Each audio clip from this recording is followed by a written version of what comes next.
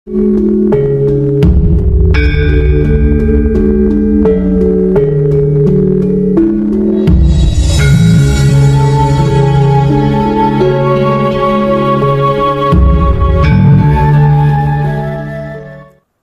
seekor ular ketika merayap, tiba-tiba ular itu menyenggol sebuah gergaji dan sedikit melukai bagian tubuhnya. Sebagai bentuk perlawanan dan mekanisme pertahanan diri, ular tersebut berbalik menggigit gergaji itu hingga mulutnya terluka. Kemudian, tanpa memahami apa yang sebenarnya terjadi padanya, dan tanpa berpikir panjang, ular menganggap gergaji itu telah menyerangnya. Lalu ular itu langsung melilit gergaji. Semakin kuat ular itu melilit gergaji, ular itu semakin terluka parah sampai berdarah-darah. Para kadang kinasiku sekalian, terkadang kita terlalu cepat emosi dan mudah meluapkan amarah tanpa berpikir panjang untuk segera bisa membalas, menyakiti orang-orang yang telah menyakiti kita. Namun sebenarnya yang kita lakukan itu justru sama dengan menyakiti diri kita sendiri, seperti ular dan gergaji yang saya filosofikan tadi. Jikalau sedulur papat kita atau 4 anasir kita tidak manunggal jati atau tidak manunggal suci. Disinilah penting dan perlunya dia mengamati dengan kesadaran rasa cinta kasih sayang hidup kepada apapun dan siapapun, serta dimanapun hingga sampai kapanpun. Tujuannya agar supaya sedulur papat atau 4 anasir kita tidak agresif seperti ular yang menyenggol gergaji yang saya filosofikan tadi. Jadi, ketika kita disakiti orang lain, diremehkan, dihina, dibuli, dibohongi, ditipu, dilecehkan, difitnah, dan lain-lain sebagainya, sebaiknya jangan terlalu cepat reaktif. Tetaplah diam dulu dengan senyum, kesadaran rasa cinta kasih sayang hidup kita, walau kita berada pada posisi yang baik dan benar serta tepat. Karena sesungguhnya, orang yang berbuat keburukan kepada kita, ia akan menuai hasil perbuatannya sendiri. Karena karma atau hukum sebab akibat itu pasti terjadi. Artinya, ia akan mendapatkan balasan yang teramat pedih dari kelakuannya dia sendiri. Ingat, Romo itu bersinggasana di 3 titik yang ada di dalam diri kita masing-masing. Seperti yang sudah teramat sering saya informasikan tanpa tedeng aling-aling. Baik di artikel di Google atau video di YouTube, bahkan secara langsung ketika kekadangan.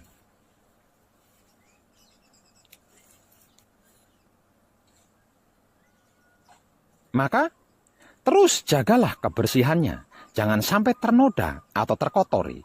Karena kalau sampai kotor ternoda, Romo tidak mau bertahta di 3 titik singgasana dalam diri kita. Dan kalau Romo tidak mau bertahta di 3 titik singgasana yang ada di dalam diri kita, bagaimana kita bisa manunggal jati dengannya? Kalau kita tidak manunggal jati dengannya, itulah masalah kehidupan dunia. Panjenengan pernah mendengar atau membaca mungkin kisah seorang guru besar sufi, tokoh ulama, berguru kepada orang gila? Kalau belum, saya beritahu kisahnya ya.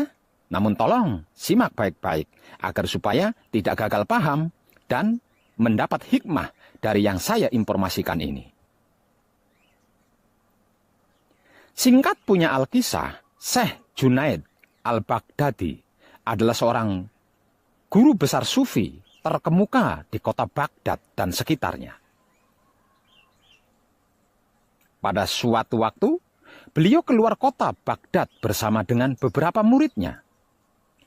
Syekh Junaid Al-Baghdadi bertanya tentang bahlul atau orang gila kepada salah seorang murid, dan muridnya menjawab, "Ia adalah orang gila.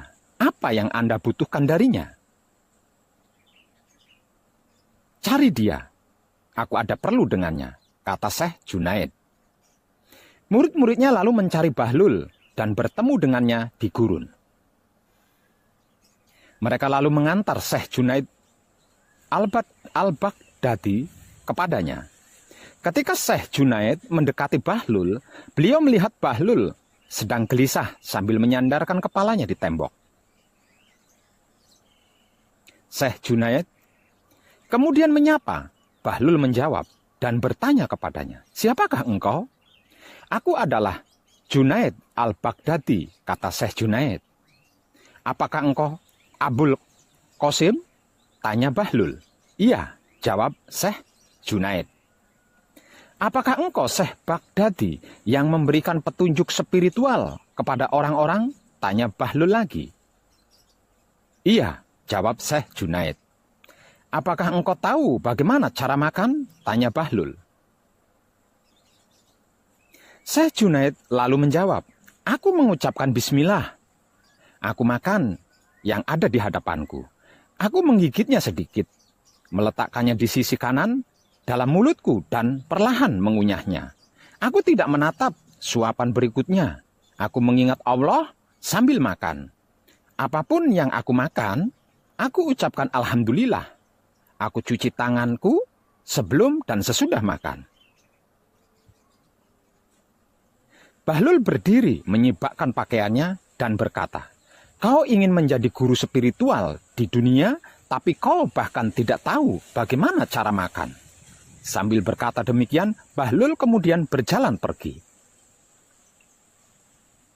Murid Syekh kemudian berkata, "Wahai Syekh, dia adalah orang gila." Syekh Junaid berkata, "Dia adalah orang gila yang cerdas dan bijak. Dengarkan kebenaran darinya." Bahlul mendekati sebuah bangunan yang telah ditinggalkan, lalu dia duduk. Syekh Junaid pun datang mendekatinya lagi. Bahlul kemudian bertanya, "Siapakah engkau?" "Syekh Baghdadi yang bahkan tidak tahu bagaimana caranya makan," jawab Syekh Junaid.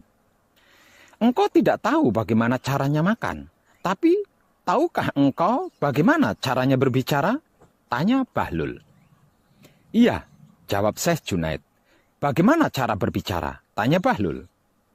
Syekh Junaid kemudian menjawab, "Aku berbicara tidak kurang, tidak lebih, dan apa adanya. Aku tidak terlalu banyak bicara. Aku berbicara agar pendengar dapat mengerti.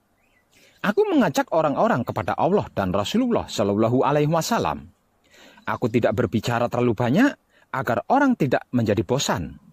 Aku memberikan perhatian atas kedalaman pengetahuan lahir dan batin." Kemudian, ia menggambarkan apa saja yang berhubungan dengan sikap dan etika. Lalu Bahlul berkata, "Lupakan tentang makan, karena kau pun tidak tahu bagaimana caranya berbicara yang baik dan tepat." Bahlul pun berdiri, menyibakkan pakaiannya, dan berjalan lagi pergi. Murid-murid Syekh berkata, "Wahai Syekh, Anda lihat, dia adalah orang gila. Apa yang engkau harapkan dari orang gila?" Syekh Junaidi al-Baghdadi menjawab, "Ada sesuatu yang aku butuhkan darinya. Kalian tidak tahu itu." Syekh Junaid lalu mengejar Bahlul lagi dan mendekatinya lagi. Bahlul lalu bertanya, "Apa yang engkau inginkan dariku? Kau tidak tahu cara makan? Kau juga tidak tahu cara berbicara. Apakah kau tahu bagaimana cara tidur?" "Iya, aku tahu," jawab Syekh Junaid. "Bagaimana caramu tidur?" tanya Bahlul. Syekh Junaid lalu menjawab, "Ketika aku selesai sholat Isya dan membaca doa, aku mengenakan pakaian tidurku." Kemudian Syekh Junaid menceritakan cara-cara tidur sebagaimana yang lazim dikemukakan oleh para ahli agama. "Ternyata kau juga tidak tahu bagaimana caranya tidur yang baik dan tepat," kata Bahlul seraya ingin bangkit dari duduknya. Namun Syekh Junaid menahan pakaian dan berkata, "Wahai Bahlul, aku tidak tahu. Karenanya, demi Allah, ajari aku." Bahlul pun berkata, "Sebelumnya engkau mengklaim bahwa dirimu berpengetahuan dan berkata bahwa engkau tahu, maka aku menghindarimu. Sekarang setelah engkau mengakui bahwa dirimu kurang berpengetahuan, maka aku akan mengajarkan kepadamu. Ketahuilah, apapun yang telah engkau jawabkan dan gambarkan itu adalah permasalahan, bukan yang utama. Kebenaran yang ada di belakang, bukan yang sejati, bukan yang sesungguhnya, bukan yang di depan dan utama. Para kadang kinasiku sekalian, kehidupan dan tetek bengeknya manusia itu sudah dirancang dan ditata sejak awal dilahirkan ke dunia ini. Mulai dari cara makan, cara minum, cara mandi, cara tidur, hingga sampai ke cara bicara, dan semua itu berbeda dan tidak sama dengan cara-caranya hewan atau makhluk lain. Semisal contoh, di dalam otak manusia ada nalar, sedangkan otaknya hewan tidak ada nalar. Dalam hati manusia ada nurani, sedangkan hewan tidak ada nurani. Di dalam kelamin manusia ada tata krama, sedangkan hewan tidak ada aturan. Bahkan makhluk lain ada yang ikut mempelajari apa yang diaturkan bagi manusia. Sebab itu, jangan heran jika ada hewan berperilaku seperti manusia. Kalau ada manusia berperilaku seperti hewan, lah di situ baru boleh kau heran. Kalau di dalam laku kuncinya disingkat menjadi 3 perkara saja, yaitu kekudangane Romo. Kitab suci sejati ada makna, wujudnya, wulangreh sejati kata-katanya, dan berbudi bawa laksono tingkah lakunya. 3 kekudangane Romo ini adalah mencakup seluruh kehidupan seorang manusia hidup, bukan cuma putra Romo. Para kadang kinasiku sekalian, betapapun dan bagaimanapun kehidupan manusia di dunia ini bergantung pada caranya makan, minum, beol, kencing, mandi, bicara, dan bertingkah laku, atau obah pola yang sering saya bahasakan sebagai gerak tubuh dan gerik otak hati kelamin. Dan akhirnya ketika manusia itu memejamkan mata tidur dan akan berawal mula lagi jika manusia itu berhasil membuka mata setelah terpejam tidur. Kalau sampai tidak bisa membuka mata lagi, ya tidak bisa bangun dari tidurnya. Kalau tidak bangun dari tidurnya, maka sudah tamatlah kehidupannya. Hukum hidup atau hukum alam semesta soal tidur ini yang menjadi awal dan akhirnya kehidupan manusia, bahkan seluruh makhluk hidup. Tentang cara makan, minum, beol, kencing, mandi, bicara, bertingkah laku atau obah pola yang sering saya bahasakan sebagai gerak tubuh dan gerik otak hati kelamin, yang baik dan tepat sesuai dawuh hidup atau sabda hidup di dalam kedaulatan hukumnya sudah saya informasikan, bahkan saya ajarkan. Terutama cara tidur yang baik dan tepat yang menjadi penentu awal dan akhir kehidupan seluruh makhluk ini. Kalau belum mengerti, memahami dan mengetahui caranya makan, minum, beol, kencing, mandi, bicara, bertingkah laku, dan tidur yang baik dan tepat, seperti Syekh Junaidi Al-Baghdadi yang sudah saya informasikan tadi, nggak usah macem-macem deh. Jangan banyak tingkah itu dan ini. Pergiat saja belajarnya dengan bersungguh-sungguh. Jangan buang waktu dengan sia-sia, sibuk membuli, membenci, mengfitnah, menghina, mencari-cari kesalahan orang lain, mencari-cari keburukan orang lain, mencari-cari kekurangan orang lain untuk dinilai, dihakimi, bahkan dijatuhkan hingga hancur. Ingat, hukum karma atau hukum sebab akibat itu nyata dan pasti, serta jauh lebih mengerikan dari apa yang dilakukan loh. Kalau tidak tertebus, maka akan terwariskan pada anak cucu kita lagi. Al khusus untuk panjenengan para kadang kinasih, konto kanti anom dan sepuh, maafkan saya. Tentang makan minum dan beol kencing serta mandi, makan minum yang baik dan tepat, apapun yang dimakan dan diminum harus tersempurnakan. Dan caranya memakan dan meminum pun harus dengan kesadaran rasa, cinta kasih sayang hidup, bukan anasir. Kalau tidak, maka apapun yang dimakan dan diminum tidak akan berguna, tidak akan bermanfaat, selain hanya menjadi pemicu penyakit tubuh, juga akan menyebabkan otak, hati, dan kelaminmu hitam ternoda.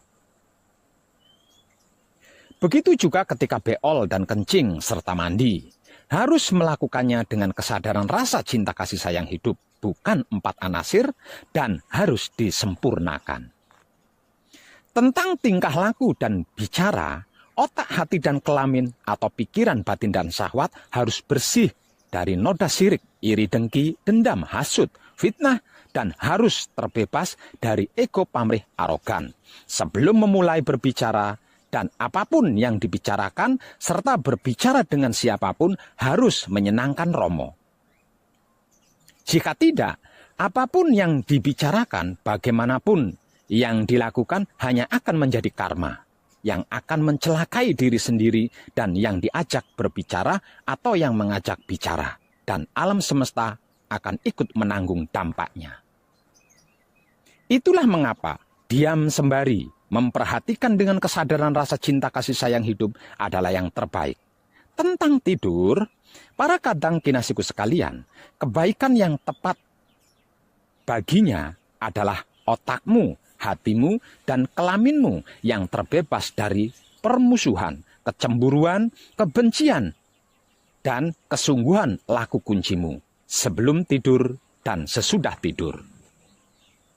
Kehidupan kita bergantung pada laku tidur kita sebagai putra kekudangan Romo. Baik dan tepat apa belum? Kalau cara tidurnya hiburan Android atau TV atau komputer terlebih dulu, sampai matanya capek dulu terus baru mau tidur, atau hura-hura dulu, atau hiburan dulu, internetan, facebookan, di Android hingga tertidur sambil ngelonin Android, nanti bangun dari tidurnya juga, yang pertama kali dicerna adalah Android. Kalau tidak bisa tidur, terus bangun dari tidurnya juga tidak ganteng, tidak cantik, tidak milenium. Kalau tidak Android dulu, jangan pernah mengharap atau menginginkan yang disebut tenang, aman, nyaman, bahagia, damai, dan tentram. Apalagi sempurna, karena itu tidak mungkin bisa didapatkan. Selain gelisah, resah, galau, ragu, bimbang, bahkan takut. Sekalipun hafal kunci, paweling, asmo micil singkir, dan melakukannya jika kober atau ada waktu. Tercerahkanlah panjenengan semuanya, dan salam setuhan penuh cinta kasih sayang dari dalam lubuk hati saya, Wong Edan Baku yang paling dalam. Selamat, selamat, selamat, rahayu, rahayu, rahayu, damai, damai, damai, tentram. Saya Wong Edan Baku ngaturaken sugeng rahayu lir ing sambikala amanggih yuwana. Pinayungan mring ingkang maha suci. Basuki yuwana teguh rahayu slamet. Berkah selalu untuk semuanya tanpa terkecuali, terutama para sedulur, khususnya para kadang konto dan kanti anom, serta sepuh saya yang senantiasa direstui yang dat maha suci hidup. Om. Santi, Santi, Santi, Om. Wassalamualaikum warahmatullahi wabarakatuh. Terima kasih, terima kasih, terima kasih, dan salam kebajikan.